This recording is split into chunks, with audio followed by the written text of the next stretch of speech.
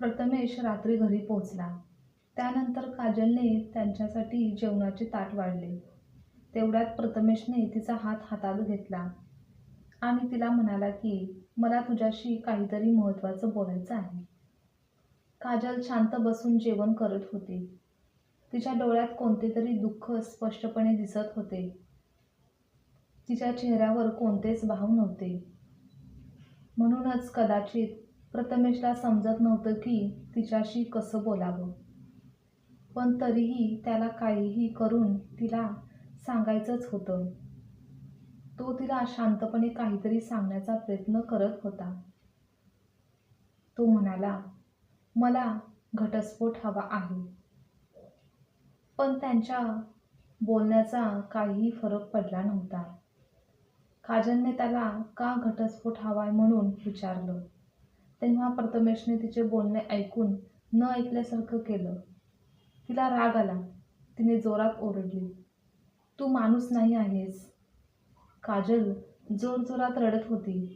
प्रथमेशला समजत होतं की काजलला जाणून घ्यायचं आहे की असं काय झालं आहे ज्यामुळे त्यांचं नातं तुटण्यावर आलं आहे. पण प्रथमेशसाठी तिच्या प्रश्नांचे उत्तर देणे अशक्य होते. कारण तो आता दुसऱ्या मुलीच्या, मयुरीच्या प्रेमात होता. आता त्यांचे आपल्या बायकोवर प्रेम नव्हते. तो पूर्वीसारखा घरात चांगला वागत देखील नव्हता. तर तो खूप बदललेला होता. काजल विचार करू लागली की तिच्या एवढ्या वर्षाच्या एकनिष्ठपणा आणि प्रेमाची ही शिक्षा दिलेली होती. प्रथमेशने घटस्फोटाचे कागदपत्र तयार केले आणि त्यामध्ये लिहिलं होतं की एकूण मालमत्तांपैकी काही भाग तो काजलला देत आहे व महिन्याला ठराविक रक्कम देखील तिच्या खात्यात जमा होईल. पण काजलने ते पेपर वाचले आणि वाचताक्षणी ते पेपर फाडून टाकले.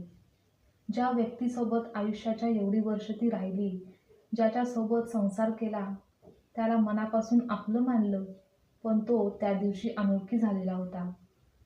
आणि इकडे प्रथमेशलाही अस्वस्थ वाटत होतं. तो विचार करत होता की एवढे वर्ष त्याने तिचे आयुष्य उद्ध्वस्त केले आणि आता आयुष्याच्या या टप्प्यावर येऊन मी तिला आता हा त्रास देत आहे याची त्याला खंतही होती. पण जे झालं ते तो बदलू शकत नव्हता. कारण तो कोणावर तरी त्याच्या बायकोपेक्षाही जास्त प्रेम करायला लागला होता. शेवटी काजलचा संयम तुटला आणि ती जोरजोरात प्रथमेश समोर रडू लागली. त्याच्यासाठी तिचे रडणं एक प्रकारचं मुक्त होण्यासारखं होतं. इतके दिवस मनात साठवलेले दुःख मोकळे होणे गरजेचे होते. घटस्फोटाची ही गोष्ट खूप दिवसापासून प्रथमेशला सतावत होती. पण ती आता पूर्णपणे स्पष्ट झालेली होती. त्याने आपल्या बायकोला स्पष्टपणे सांगितलं होतं. दुसऱ्या दिवशी तो घरी खूप उशिरा आला. त्याने पाहिलं तर काजल हॉलमध्ये बसून होती. तो न जेवताच त्याच्या रूममध्ये निघून जातो आणि झोपून गेला. कारण पूर्ण दिवसभर मयुरीसोबत ठिकठिकाणी फिरल्यामुळे तो थकला होता आणि काजल त्या रात्री हॉलमध्येच टेबलावर डोके देऊन झोपून गेली. सकाळी उठून काजल आणि तिच्या घटस्फोटाबद्दलची काही अटी तिने सांगितल्या. ती बोलू लागली की प्रथमेशकडून काहीही नको आहे, पण फक्त घटस्फोटाच्या आधी 2 महिन्याचा वेळ हवा होता. तिने आग्रह केला की या 2 महिन्यामध्ये आपण दोघे जेवढे शक्य होईल तेवढे आधीचे आयुष्य जगू, एकमेकांना वेळ देऊ. जसं लग्न झाल्यानंतर व व त्यानंतरच्या काही दिवसात जसे जगत होतो, वागत होतो, राहत होतो, बोलत होतो, अगदी तसंच एकत्र आनंदाने राहू. त्याचबरोबर पुढच्याच काही दिवसात मुलांची परीक्षा होती. म्हणून याचाच विचार करून काजलला असे वाटले की त्यांच्या तुटलेल्या नात्यांचा प्रभाव त्यांच्या मुलांच्या परीक्षेवर पडू नये. प्रथमेशला पण ते सर्व बरोबर वाटले आणि मग त्यांनी एकत्र 2 महिने प्रेमाने आनंदाने राहायचे ठरवले. त्याच्या शेवटच्या दिवसांना चांगले बनवण्यासाठी त्याने काजलच्या अटी मान्य केल्या. प्रथमेशने मयुरीला त्यांच्या बायकोचा घटस्फोटाच्या अटीबद्दल सांगितलं. काही सांगितलं तेव्हा ती हसायला लागली आणि म्हणाली तिने कितीही युक्त्या वापरल्या तरी घटस्फोट तर होणार हे निश्चितच आहे. प्रथमेश आणि काजल या 2 महिन्याच्या दरम्यान कोणालाही भेटले नाही. पहिल्या दिवशी प्रथमेशला व काजलला एकत्र प्रेमाने आनंदाने हसत खेळत राहताना थोडे अवघडल्यासारखे वाटत होते. कारण त्यांच्यात इतका दुरावा आला होता की ते नवरा बायको असूनही एकमेकांशी परक्याप्रमाणे वागत होते. पण त्यांनी ठरवल्याप्रमाणे आनंदात राहण्यास सुरुवात केली. एकमेकांशी चांगले बोलू लागले, चांगले वागू लागले. याचा आनंद मुलांनाही होत होता. आणि त्यानंतर दुसऱ्या दिवसापासून दोघांनाही घरात वावरताना अवघडल्यासारखे वाटले नाही. काजल प्रथमेश एकत्र प्रेमाने राहत असताना त्यांना त्यांचे जुने दिवस आठवले. जुन्या आठवणी पुन्हा ताज्या झाल्या. बायकोचा प्रेमाचा स्पर्श त्याला पुन्हा एकदा अनुभवता आला. आज प्रथमेशने तिच्या असण्याला आज अनुभवलं होतं. काजल आता काही एकदम सुंदर दिसत नव्हती. तिच्या चेहऱ्यावर हलक्या सुरकुत्या पडलेल्या होत्या. केस पण पांढरे व्हायला सुरुवात झालेली होती. पण मनातील भावना, संसाराची ओढ मनात कायम होती. मुलांना संस्कार देण्यात ती कोठेच कमी पडली नव्हती. आता प्रथमेशलाही बायको मुलांसोबत राहताना खूप चांगले वाटत होते. जे काही गमावलं आहे ते परत एकदा अनुभवत असल्याची जाणीव होत होती. आता त्याला सर्वांसोबत प्रेमाने राहताना अवघडल्यासारखे वाटत नव्हते. तर त्याला आता सर्व गोष्टी सोप्या, सहज वाटत होत्या. एके दिवशी काजलने जुने कपाट आवरायला घेतले. स्वतःचे जुने कपडे घालून ती पाहत होती. पण सर्व कपडे तिला लूज होत होते. आपल्याच कपड्यांकडे पाहून तिला जुने दिवस आठवतात. ते पाहून प्रथमेशलाही समजलं की काजल खूप बारीक झाली आहे. तिच्या मनात तिने खूप सारे दुःख लपवून ठेवलेले होते. तेव्हा प्रथमेश अचानक तिच्याकडे वळला आणि तिच्या डोक्याला हात लावला. तेवढ्यात त्यांची मुले मागून आली. काजलने तिच्या मुलांना जवळ बोलावलं आणि त्यांना घट्ट मिठी मारली. प्रथमेशने लगेच त्यांचा चेहरा दुसऱ्या दिशेने वळवून घेतला. त्याला वाटलं कदाचित तो त्याचा घटस्फोटाचा निर्णय बदलत तर नाही ना. तो त्याचा घटस्फोटाचा निर्णय बदलून तर टाकणार नाही ना, याची मनात भीती वाटत होती. असेच दिवस जात होते. 2 दिवसात त्यांना एकत्र राहून 2 महिने पूर्ण होणार होते. दुसऱ्या दिवशी तो ऑफिससाठी घरातून बाहेर पडला. पण ऑफिसला न जाता तो मयुरीच्या घरी गेला आणि कारमधून ताबडतोब बाहेर आला. तो घाबरला होता की आता एका क्षणाचा पण विलंब त्याचा निर्णय बदलून टाकेल. म्हणून प्रथमेश पटकन वर गेला. मयुरीने दरवाजा उघडला. तो तिला म्हणाला, "सॉरी मयुरी, आता मला माझ्या बायकोपासून घटस्फोट नको.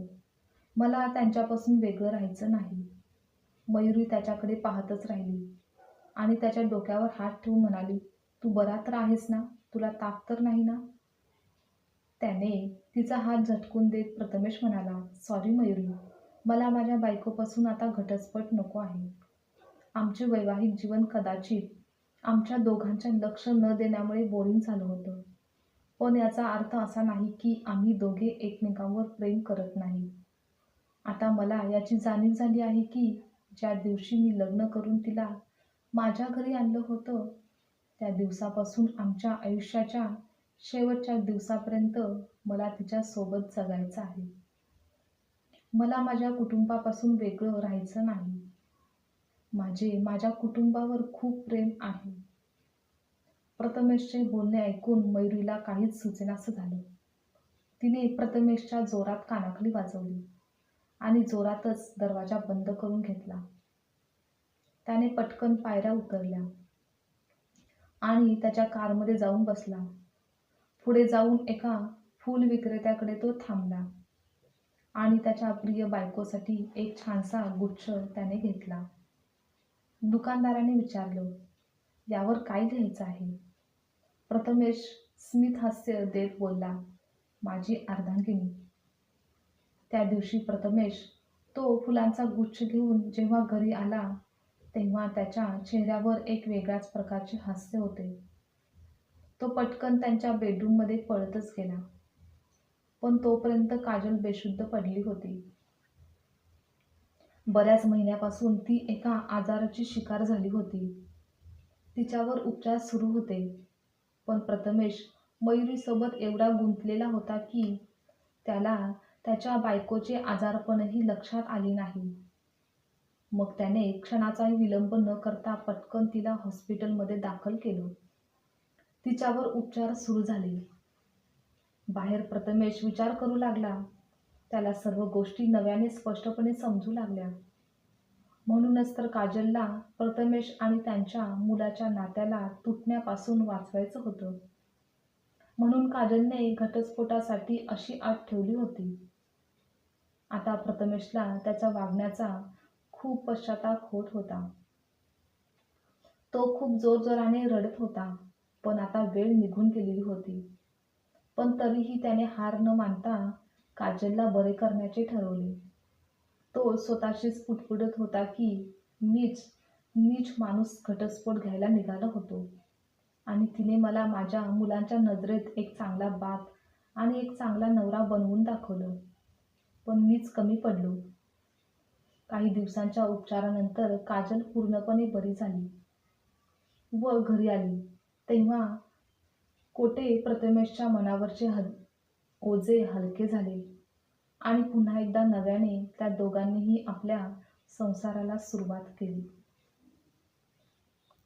आजची कथा तुम्हाला आवडल्यास लाईक, शेअर, कमेंट करा आणि चॅनलवर नवीन असाल तर चॅनलला सबस्क्राईबसुद्धा नक्की करा.